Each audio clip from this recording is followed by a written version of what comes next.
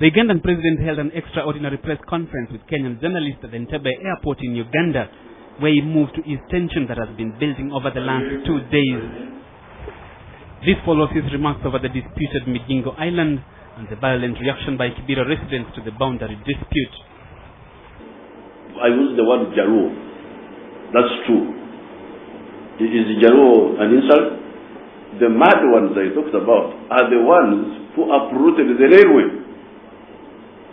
Was that a good act? The Ugandan leader denies that he ever laid claim to the island, insisting he was referring to the Suba Island that also lies within the Kenya-Uganda border. In fact, I did not even talk about Migingo Island. I never talked about Migingo Island. You listen carefully to what I said.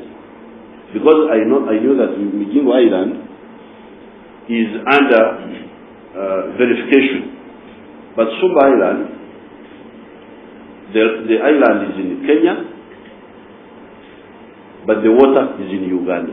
Now brought them down. Museveni says he has no apologies to make over his remarks regarding the destruction of the railway line, saying the action had affected business between the two countries. Juzi, railway emenyowa. The railway was uprooted. And we spent like 2 weeks without receiving the imports. Let those who have been doing those apologize. Then I will also see what to do about it. The Ugandan president accuses Kenyan politicians of blowing the boundary dispute out of proportion, accusing some of them of allegedly making derogatory remarks about Ugandans. Alafu Orengo alituita fish. Nyangao.